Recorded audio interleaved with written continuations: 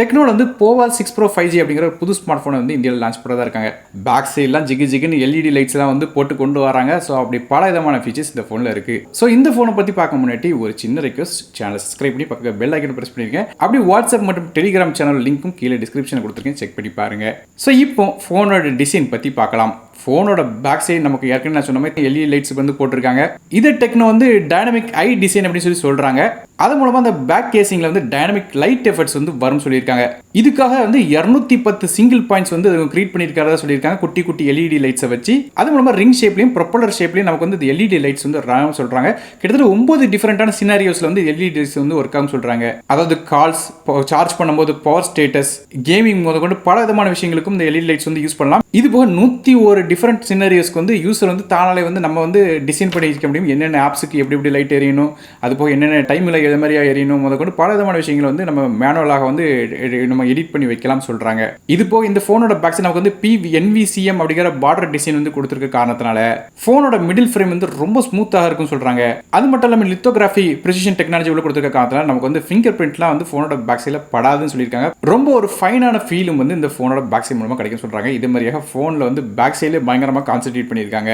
அடுத்தபடியாக front சைடோட display பற்றி பேசலாம். இந்த ஃபோனில் ஒரு 6.78 இன்ச்சுக்கான ஃபுல் HD ப்ளஸ் உள்ள AMOLED டிஸ்பிளே கொடுக்குறாங்க. 120 ஹெர்ட்ஸ்க்கான ரெஃப்ரெஷ் ரேட், 2160 ஹெர்ட்ஸ்க்கான ஹை ஃப்ரீக்வன்சி PWM டிம்மிங், இது போல் லோ ப்ளூ லைட் சர்டிஃபிகேஷனோட இந்த டிஸ்பிளே தராங்க. அதாவது TUV சர்டிஃபிகேஷன் இருக்கு, அதனால கண்ணு கெடாது சொல்லியிருக்காங்க. டிஸ்பிளே வந்து பார்க்கறதுக்கு நல்லா இருக்கும் சொல்றாங்க. இது பஞ்சுவல் டிஸ்பிளே தராங்க.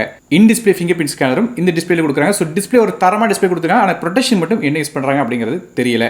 அடுத்தபடியாக இதோட பெர்ஃபார்மன்ஸ் பற்றி பார்க்கலாம். இந்த ஃபோனில் நமக்கு மீடியாடெக்கோட டைமென்சிட்டி 6080 அப்படிங்கிற ஆட்டோ கோர் சிப்செட் கொடுக்குறாங்க. இது 6 நானோமீட்டர் ப்ராசராக வருது. கிராஃபிக்ஸ்கா மாலியோட G57 MC2 GPU வந்து பயன்படுத்துறாங்க. இந்த ப்ராசர் ரேங்கிங் ஸ்டாட்டிஸ்டிக்ஸ் இப்போ நீங்கள் ஸ்க்ரீனில் பார்க்கலாம். C கிரேட் கொடுத்துருக்காங்க. ஸோ நமக்கு பேக் சைடில் கான்சென்ட்ரேட் பண்ண அளவுக்கு சிப்செட்டில் கான்சென்ட்ரேட் பண்ணலங்கிறது கண்டிப்பாக தெரியுது. காரணம் ப்ரைஸ் கட்டிங்காக வந்து நமக்கு சிப்செட்டோட பெர்ஃபார்மன்ஸ் வந்து கொஞ்சம் கம்மியான ப்ராசர் வந்து யூஸ் பண்ணிட்டாங்க. ஸோ இதுவுமே வந்து இன்னும் கொஞ்சம் டீசென்டான ஒரு மிட் ரேஞ்ச் சிப்செட் யூஸ் பண்ணியிருந்தா இன்னும் கொஞ்சம் நல்லா இருக்கும். ஸோ அது கொடுக்கல. மற்றபடியாக 5G சப்போர்ட் இந்த சிப்செட்டில் இருக்குது, அது மட்டும் நமக்கு குறை வைக்கல. ஸோ ப்ராசர் பெர்ஃபார்மன்ஸ் எப்படி இருக்குன்னு கேட்டிங்கன்னா நமக்கு வந்து ஆப்சன் பண்ணலாம், மல்டி டாஸ்கிங் பண்ண முடியும் ஓரளவு. கேம்ஸ் எப்படின்னு பார்க்கும்போது என்ட்ரி கேம்ஸும் மிட் செட்டிங் கேம்ஸும் நல்லா, ஹெவியான கேம்ஸ் வந்து அந்த அளவுக்கு ட்ரை பண்ண முடியாது. லோ செட்டிங் சிலாலாம தவிர மற்றபடியாக பெருசாக ஒன்றும் ரன் ஆக போகிறது இல்லை. ஃபோன் வந்து கேமிங்கில் ஆடும்போது ஹீட் ஆகக்கூடாதுங்கிறதுக்காக இதில் வந்து VC லிக்விட் கூலிங் சேம்பரும் கொடுக்குறாங்க. RAM மற்றும் மீட்டர் ஸ்டோரேஜ் பொறுத்தவரை இந்த ஃபோன் 2 டிஃபரெண்டான கான்ஃபிகரேஷன் வருது. 8GB RAM with 2GB storage மற்றும் 12GB RAM 2GB ஸ்டோரேஜ் வருது. RAM வெர்ஷன் LPDDR4 RAM பயன்படுத்துறாங்க. ஸ்டோரேஜ் வெர்ஷன் UFS தான் இருக்க போது, ஆனால் என்ன வெர்ஷன் இருக்குது அப்படிங்கிற மாதிரி தெரியல. மற்றபடி விர்ச்சுவல் RAM கெப்பாசிட்டியும் இதில் இருக்குது வழக்கம் போல். ஸோ அதை யூஸ் பண்ணுறது ஒன்று தான், யூஸ் பண்ணுறது இருக்கிறதும் ஒன்று தான். மைக்ரோ SD கார்டுக்கான சப்போர்ட் இதில் கொடுக்குறாங்க. டெடிகேட் சிம் செட்டை தராங்க. அந்த 2 சிம் கார்டும் ஒரு மைக்ரோ SD கார்டும் ஃபோனில் அட் டைம் யூஸ் பண்ண முடியும். ஃபோனோட OS பொறுத்தவரை இந்த Android 14 பேஸ் பண்ண HiOS அப்படிங்கிற நமக்கு டெக்னோட கஸ்டம் இன்டர்ஃபேஸ் ரெண்டாவது. அடுத்ததாக ஃபோனோட கேமராஸ் பற்றி பார்க்கலாம். ஃபோனோட பேக் சைடு நமக்கு வந்து 3 கேமரா கொடுக்குறாங்க. மொதல் கேமரா 108 மெகாபிக்சலுக்கான ரியர் ஃபேசிங் கேமரா, ரெண்டாவதாக ஒரு 2 மெகாபிக்சலுக்கான கேமரா, மூணாவதாக ஒரு AI கேமரா. ஆக மொத்தம் மொதல் கேமரா மட்டும் தான் உருப்படியே தவிர ரெண்டாவது மூணாவது கேமரா எதுக்கு வச்சுருக்காங்கன்னு தெரியாமல் ஒரு பேருக்காக ஒரு கேமரா வச்சுருக்காங்க. ஸோ அது ஏன் வச்சாங்கன்னு தெரியல. மற்றபடி ரெண்டாவதாக ஒரு அல்ட்ரா வைட் கேமரா கொடுத்துருந்தா இன்னும் கொஞ்சம் நல்லாயிருக்கும். பிரைமரி கேமராவுக்கு OIS சப்போர்ட், அதாவது ஆப்டிகல் இமேஜ் ஸ்டெபிலிட்டி சப்போர்ட் இருக்கா இல்லையா அப்படிங்கிறது ஒரு கேள்விக்குறி தான். மற்றபடி செல்ஃபிக்காக ஃப்ரண்ட் சைடில் 32 மெகாபிக்சலுக்கான ஃப்ரண்ட் ஃபேசிங் கேமரா தராங்க. ஃப்ரண்ட் சைடில் டியூல் LED ஃபிளாஷ் சப்போர்ட் இருக்குது. மற்றபடி இந்த ஃபோன் 3.5 மெகாஹெர்ட்ஸ் சப்போர்ட் இருக்குது. இது போக டியூல் ஸ்பீக்கர்ஸ், டால்பி அட்மாஸ் மாதிரி சப்போர்ட் தராங்க. மேலும் நமக்கு வந்து ஃபோனில் வந்து ஒரு 4D வைப்ரேஷன் மோட்டரும் கொடுக்குறாங்க. அது மூலமாக நமக்கு ஏற்படக்கூடிய வைப்ரேஷன்லாம் ரியலாக இருக்கும்னு சொல்லியிருக்காங்க. அடுத்தபடி நெட்வொர்க்ஸ் பற்றி பேசலாம். இந்த ஃபோனில் 5G சப்போர்ட் இருக்குது. அதாவது 5Gக்கான SANC சப்போர்ட் தராங்க. Dual 4GB LTE, dual pant wifi, Bluetooth 5.1 மாதிரியான விஷயங்கள் தராங்க. ஃபாரினில் லான்ச் பண்ணும்போது NFC இருக்குன்னு சொல்கிறாங்க. ஸோ இந்தியாவுக்கு வரும்போது NFC இருக்கா இல்லையாங்கிறது தெரியல. பேட்டரிஸ் பற்றி பேசலாம். இந்த ஃபோனில் வந்து ஒரு 6000 mAh பேட்டரி கொடுக்குறாங்க. இது சார்ஜ் பண்ணுறதுக்கு நமக்கு 70 வாட்க்கான ஃபாஸ்ட் சார்ஜிங் சப்போர்ட் தராங்க.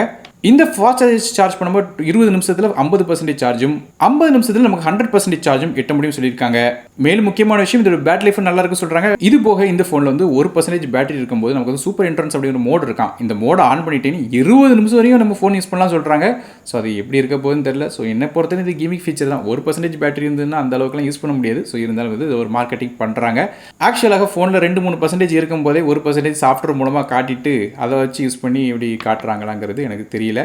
ஸோ இதை பற்றி நீங்கள் என்ன நினைக்கிங்க அப்படிங்கிறத கீழே கமெண்ட்ஸ் மென்ஷன் பண்ணுங்கள். 1% வச்சு 20 நிமிஷம் ஓட்ட முடியுமாங்கிறது நம்ப முடியாத கதையாக தான் இருக்குது. மற்றபடியாக மற்ற ஸ்மார்ட் டிவைசஸ் வந்து நீங்கள் வந்து இந்த ஃபோன் கூட கனெக்ட் பண்ணிங்கன்னா நமக்கு வந்து 10% ரிவர்ஸ் சார்ஜிங் சப்போர்ட்டும் இருக்குது. இந்த ஃபோனில் வந்து ரொம்ப எக்ஸ்ட்ரீம் டெம்பரேச்சர்ஸில் வச்சு கூட சார்ஜ் பண்ணலாம்னு சொல்கிறாங்க. அதாவது எக்ஸ்ட்ரீம் கோல்டு கண்டிஷன் -20 டிகிரிஸ்லையும் அதே மாதிரி எக்ஸ்ட்ரீம் ஹீட் கண்டிஷன் 60 டிகிரிஸ்லையும் வந்து சார்ஜ் பண்ணாலும் ஃபோனோட பேட்டரிஸ்க்கு ஒன்றும் ஆகான்னு சொல்கிறாங்க.